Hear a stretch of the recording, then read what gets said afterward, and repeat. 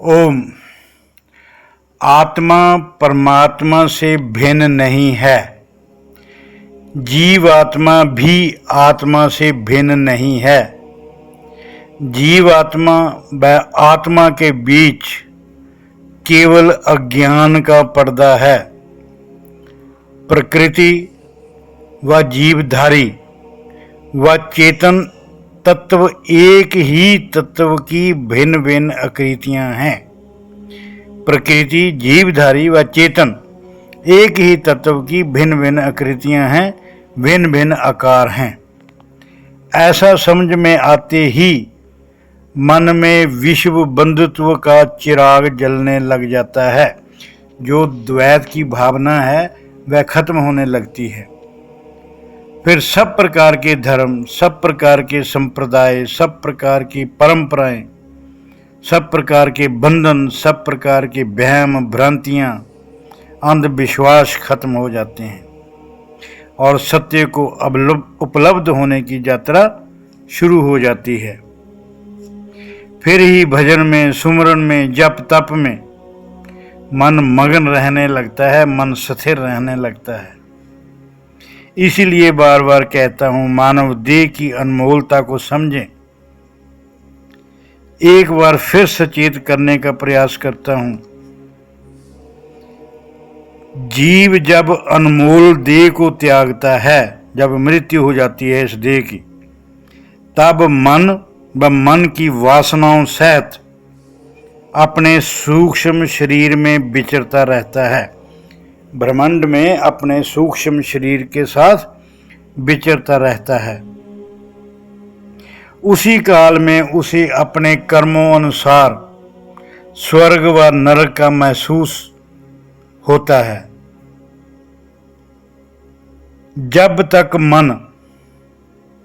तक मनुष्य शरीर नहीं मिलता, तब तक वह अपने भीतर मन की जो वासनाएं हैं उनके अनुसार सुख व दुख महसूस करता है।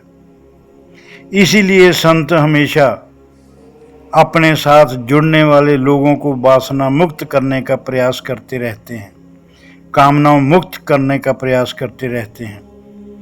जब तक जीव को मानव शरीर नहीं मिलता, उसका आध्यात्मिक विकास नहीं हो सकता। एक बार फिर सुन लो, जब तक अस्तित्व में भटकते सूक्ष्म शरीर के प्राणी को मानव शरीर नहीं मिलता, तब तक उसका आध्यात्मिक विकास नहीं हो सकता। आध्यात्मिक विकास केवल मानव शरीर में ही पॉसिबल है। इसीलिए मानव शरीर की महत्ता को समझते हुए सदा सुमरन ध्यान द्वारा जीव को आध्यात्मिक विकास करने में लगे रहना चाहिए। मानव देह के बिना सूक्ष्म शरीर या कारण शरीर में प्रभु का आत्म साक्षात्कार पॉसिबल नहीं है। मानव शरीर के बगैर भगवान के साथ एक नहीं हो सकते, भगवान का अनुभव नहीं कर सकते। केवल मानव शरीर में ही ये पॉसिबल है। मानव देह के बगैर अध्यात्म की यात्रा भी शुरू नहीं हो सकती। मानव देह त्यागने के बाद जीव ब्रह्मांड में अपने किए कर्मों अनुसार विचरता है। तब उसे बहुत पछतावा होता है, परंतु वह असहाय होता है। मन की सूक्ष्म वृत्तियां व मन की अधूरी कामनाओं को पूर्ति हेतु वह तड़फता है। वासनाओं व कामनाओं की पूर्ति हेतु उसके पास मानव शरीर चाहिए, जो उसके पास नहीं होता। वह लाचार होता है, असहाय होता और तड़फता है। विषयों के प्रति कामना का होना ही जन्म मरण का कारण बनता है। विषयों के प्रति कामनाओं का होना ही बार बार जन्म मरण का कारण बनता है। स्वर्ग की या मोक्ष की कामना भी कामना है। जहां ये स्पष्ट कर दूं, किसी किस्म की कामना जीव को अध्यात्म सर्वोच्चता में नहीं ले जा सकती। किसी किस्म की भी जब तक मन में कामना है, जीव को आध्यात्मिक सर्वोच्च अवस्था में स्थित नहीं कर सकती। इसलिए विषयों से मुक्त होकर अपने भीतर परमात्मा को सदा महसूस करें। परमात्मा मेरे भीतर, अगर ये भाव मन में प्रगाढ़ हो जाए तो ही ये भाव सूक्ष्म शरीर या कारण शरीर में प्रगाढ़ रहेगा। इसलिए संसार की भौतिक कामनाओं के प्रति मन में वैराग्य पैदा करें। वैराग्य से ही भौतिक कामनाएं खत्म होती हैं और भौतिक कामनाएं खत्म होने के बाद मन में प्रभु मिलने की प्यास व तड़फ के अलावा और किसी विषय वासना की कामना नहीं रहती।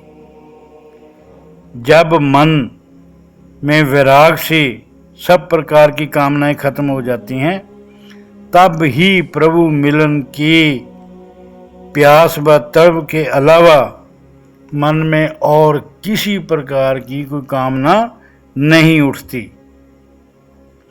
मेरे दोस्तों, मेरे प्रवचनों से पूरी तरह बात बनने वाली नहीं है। मन के अंदर ज्ञान की ज्योत जगाने के लिए किसी न किसी ब्रह्म ज्ञानी संत की तीली की जरूरत होगी, क्योंकि शरीर भी स्थूल, संसार भी स्थूल और ब्रह्मांड व शरीर में मौजूद आत्मा सूक्ष्म है।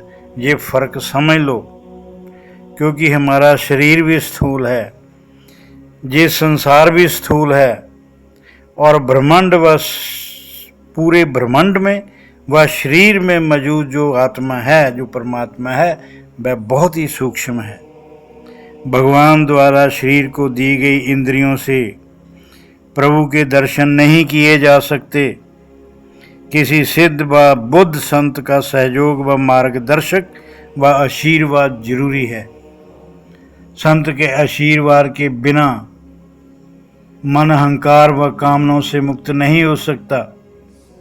संत के आशीर्वाद के बिना मन से शास्त्रीय ज्ञान खत्म नहीं हो सकता। संत के आशीर्वाद के बिना मन से भय बेचैनी चिंता मुक्त नहीं हो सकती। मन में संतोष, धैर्य, प्यास व श्रद्धा के साथ व दृढ़ संकल्प के साथ अपनी डोरी प्रभु के हाथ में दे दो। पूरी तरह प्रभु के आगे समर्पण कर दो। उसी की रजा में राजी रहो, उसी के पाने में खुशी रहो। सब प्रकार की शिकायतों को छोड़कर तेरा पाना मीठा लागे। अब डोरी प्रभु के हाथ, सब कामनाओं से मुक्त। ओम।